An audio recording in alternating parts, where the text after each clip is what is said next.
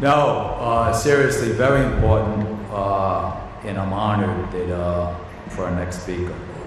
It is now my great honor to introduce Attorney General Merrick B. Garland.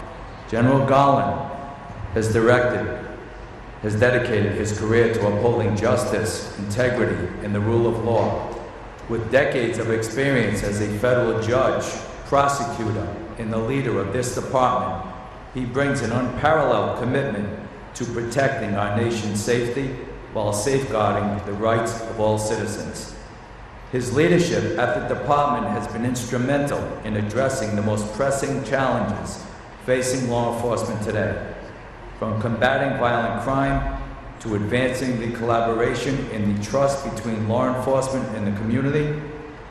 And as a point of privilege, personal privilege, I would like to thank General Garland for his amazing remarks last week when he addressed the employees of the Department of Justice. I can tell you it filled me with pride to be a member of this department. Thank you for that, and thank you for your enthusiastic support for this COPS office and this agency. Ladies and gentlemen, please welcome to the stage Attorney General Merrick B. Garland.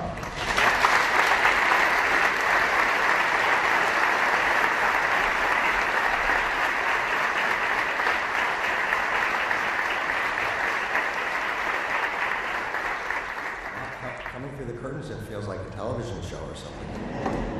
Thanks you for that generous introduction. Thank you for the leadership of the office. Before we begin, I just want to note that the FBI is continuing to investigate the apparent assassination attempt of the former president that occurred on Sunday in Florida. We are grateful he is safe. The entire Justice Department, including in particular the FBI, the U.S. Attorney's Office for the Southern District of Florida, the National Security Division, are all coordinating closely with our local, state law enforcement partners on the ground.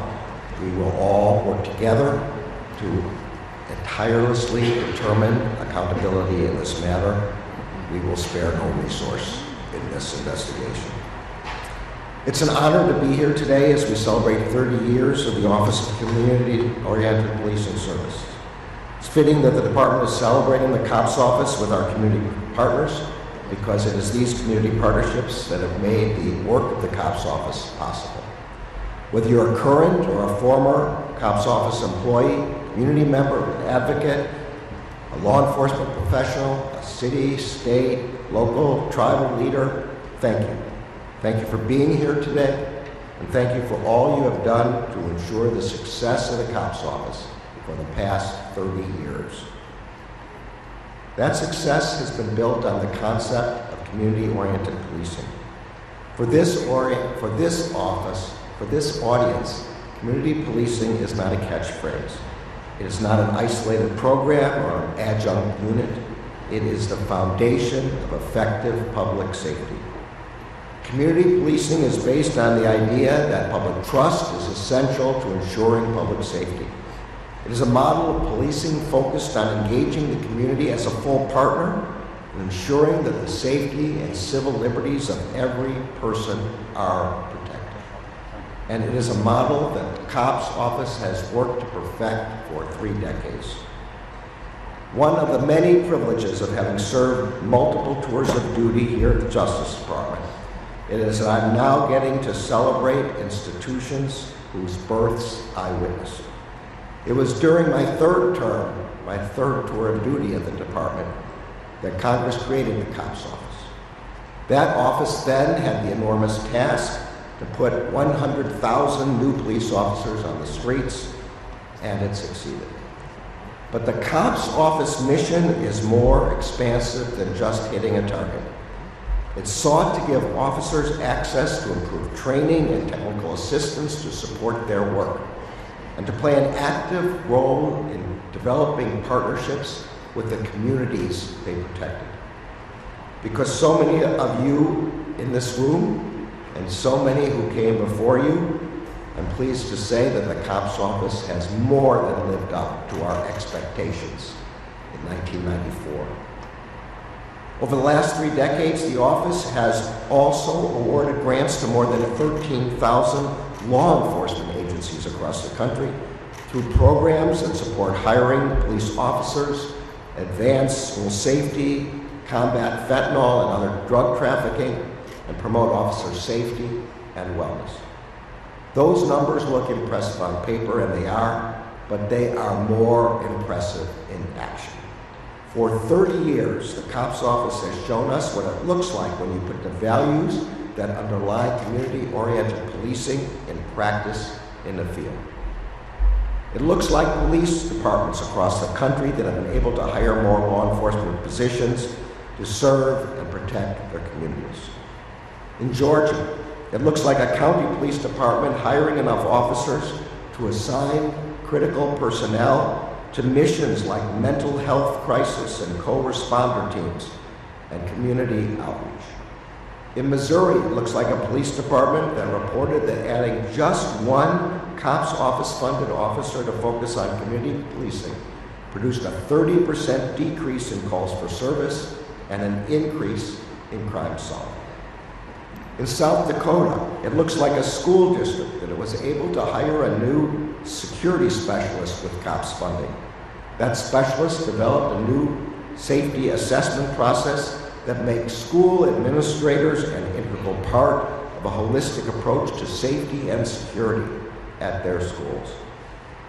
In communities across the country, the work of the COPS office means much needed resources for law enforcement task forces working on the front lines of the deadly opioid epidemic.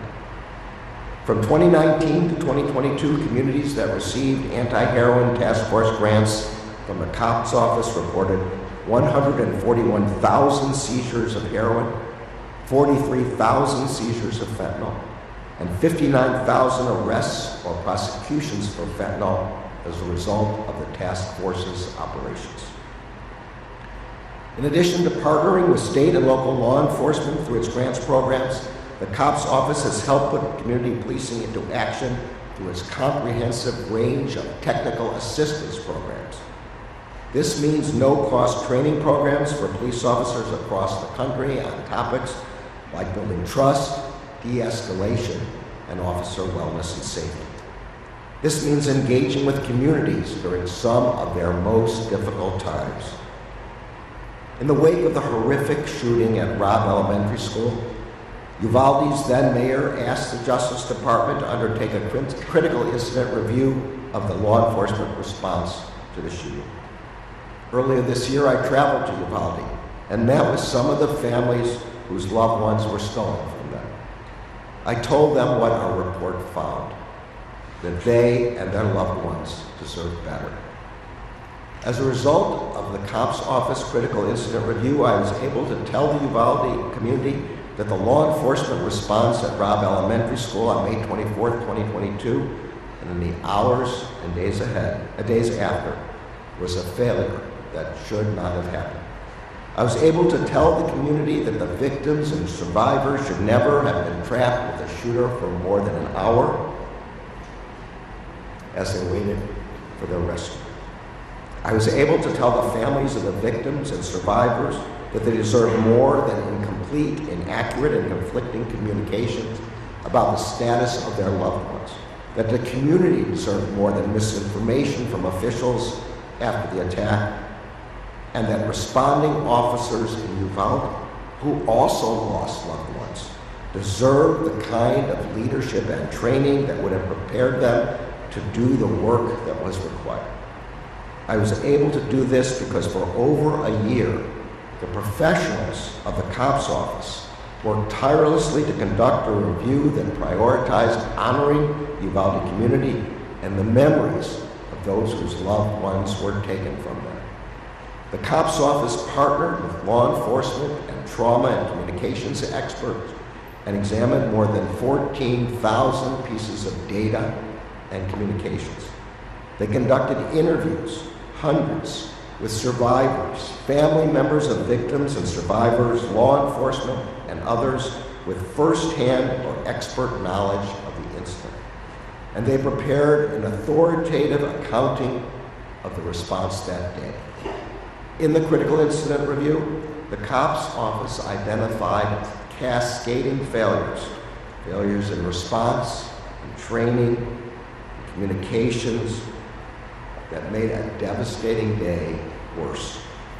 The report also made more than 270 recommendations to improve future preparation for and response to mass shootings.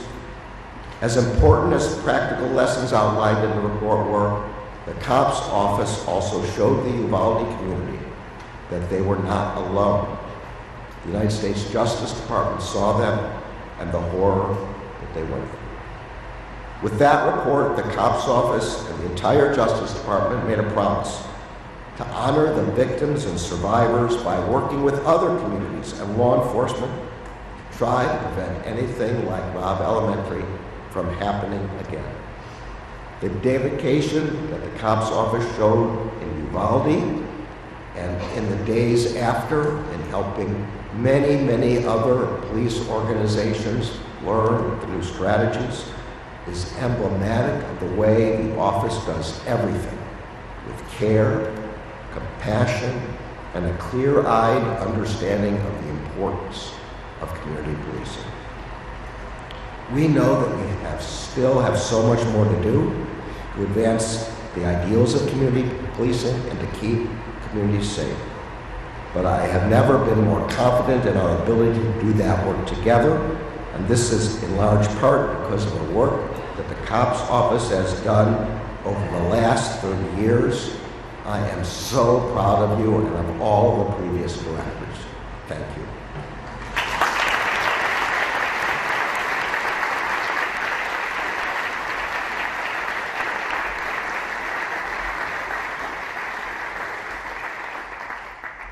Today, in celebration of this milestone for the COPS office, I am proud to announce a new round of critical investments that will allow the office to continue to build on its extraordinary work for decades to come.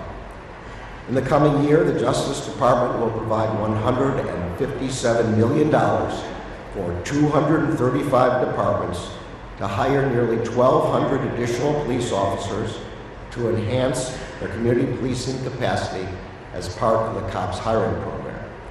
We will award $73 million to help protect schools through the School Violence Prevention Program and funding under the Bipartisan Safer Communities Act.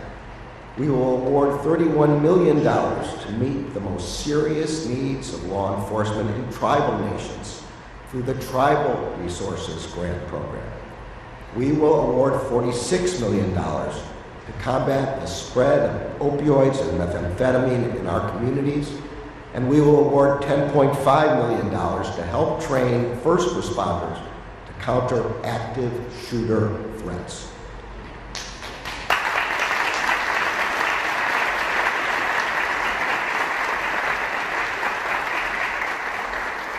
These resources will help police departments hire more officers, improve school safety, and earn and build the public's trust.